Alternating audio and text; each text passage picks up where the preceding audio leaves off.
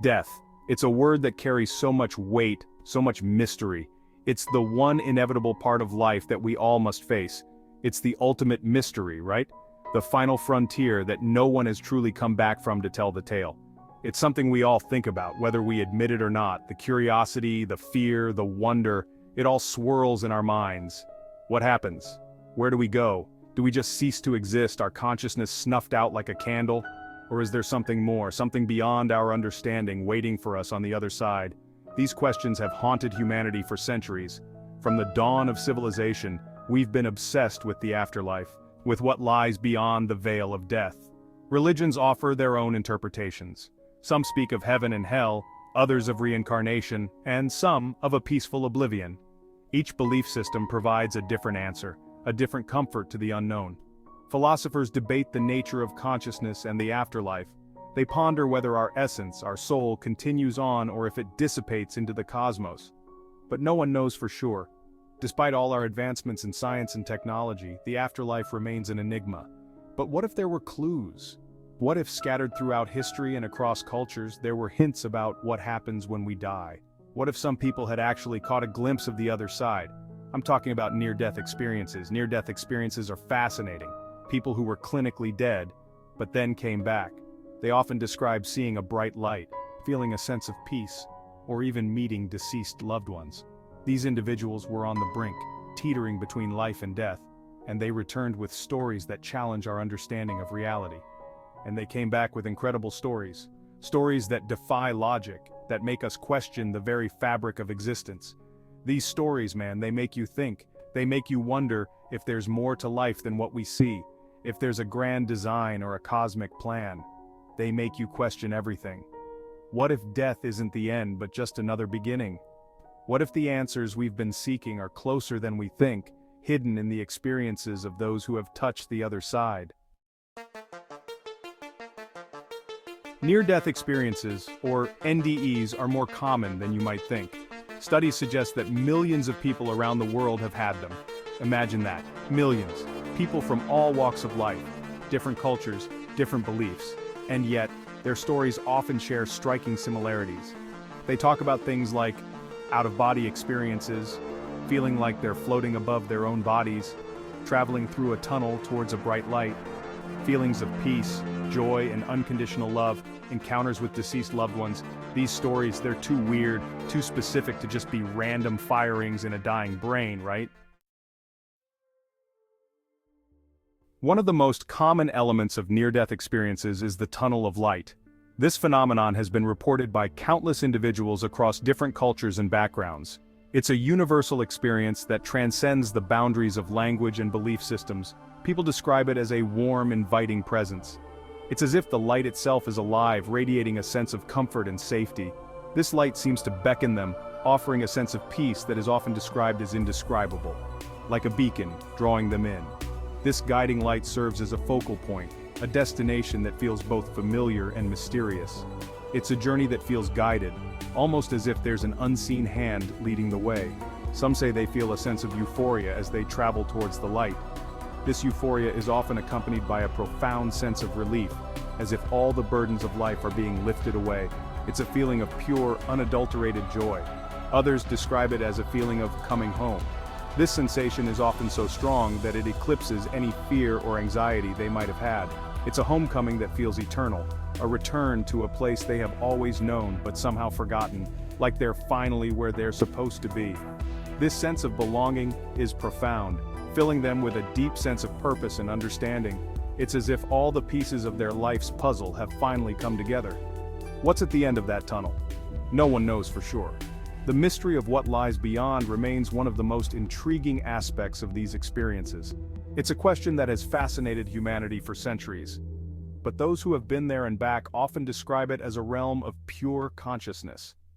This realm is said to be a place where thoughts and feelings are more real than the physical world.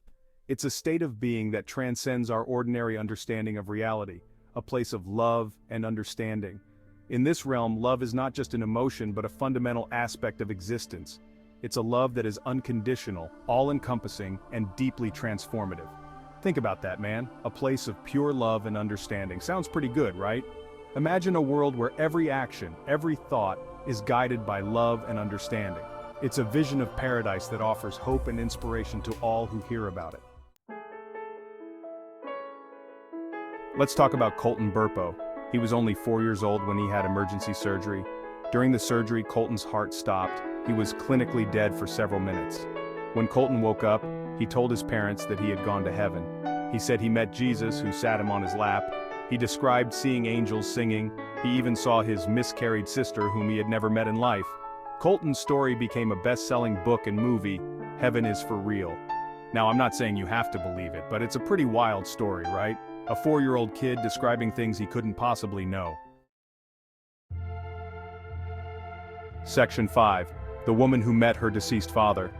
This is a story that transcends the boundaries of life and death, a tale that challenges our understanding of existence and the afterlife. Then there's the story of Anita Moorjani. Anita was an ordinary woman living an extraordinary life, but her journey took a dramatic turn when she was diagnosed with terminal cancer. Anita was battling terminal cancer. Her condition was deteriorating rapidly, and despite all medical efforts, her body was shutting down. Her body was shutting down. The doctors had given up hope, and her family was preparing for the worst. She fell into a coma. It was during this coma that Anita experienced something extraordinary. During the coma, Anita says she left her body. She felt a sense of peace and detachment, as if she was floating above her physical form. She saw and heard everything happening in the hospital room. She could see the doctors working frantically, her family members crying and the beeping of the machines. She even saw her brother, who was thousands of miles away. But here's the thing, this wasn't just a hallucination or a dream. Anita also encountered her deceased father. He appeared to her not as a ghostly figure, but as a vibrant, loving presence. He told her it wasn't her time yet. He conveyed a message of love and reassurance, telling her that she had more to do in this life. And guess what? This encounter changed everything for Anita. Anita made a miraculous recovery. Doctors were baffled. They couldn't explain how someone so close to death could bounce back so quickly. Or maybe there's more to it than we can explain. Anita's story is a testament to the mysteries of life and the power of the human spirit. It reminds us that sometimes the most incredible experiences happen when we least expect them. Section 6. The doctor who experienced life after death.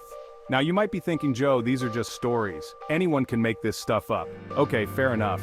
But what about the experiences of people who dedicated their lives to science? People like Dr. Eben Alexander. Dr. Alexander is a neurosurgeon. He spent years studying the brain. He was a skeptic. He didn't believe in near-death experiences. He thought they were just hallucinations caused by a dying brain.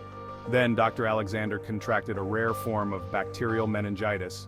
He slipped into a coma, and while he was in that coma, he had a profound near-death experience. Section 7. Feelings of peace and love. A universal language? Dr. Alexander described his experience in his book, Proof of Heaven. He talks about being transported to a realm of pure consciousness. He felt an overwhelming sense of love and peace. He says it was more real than anything he had ever experienced in his life. And here's the thing about these NDEs, the people who have them often come back transformed. They're less afraid of death. They have a greater appreciation for life. They often dedicate themselves to helping others. It's like they've glimpsed something truly profound, something that changes their entire perspective on life and death. Section 8. Are near-death experiences real or hallucinations? So what's the deal with near-death experiences? Are they real glimpses of an afterlife? Or are they just hallucinations produced by a brain under stress? Science doesn't have all the answers. Some scientists believe that NDEs can be explained by physiological changes in the brain. They point to things like oxygen deprivation, temporal lobe seizures, and the release of endorphins. These things can all cause altered states of consciousness. They can produce vivid hallucinations and out-of-body sensations. Section 9. The skeptical view, brain under stress. And look, I get it, our brains are complex machines. When you put them under extreme stress, like during a near-death event, who knows what kind of crazy stuff they can cook up, right? Maybe the tunnel of light is just a quirk of our visual cortex shutting down.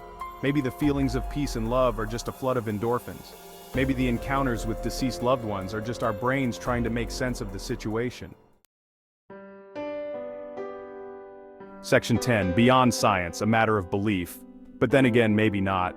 Maybe there's more to it than science can currently explain. Maybe consciousness isn't just a product of the brain. Maybe it's something that can exist independently of the body. I don't have the answers, man. Nobody does. But I think it's important to keep an open mind, to consider all possibilities. Because if these near-death experiences are even remotely accurate, then it means that death is not the end. It means that there's something beyond this life, something amazing and terrifying and beautiful, all at the same time. Section 11. Life after death, a mystery yet to be solved. So the next time you hear someone talking about their near-death experience, don't be so quick to dismiss it.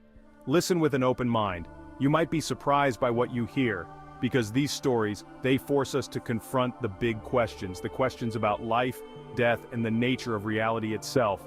And maybe, just maybe, they hold the key to unlocking some of the universe's greatest mysteries.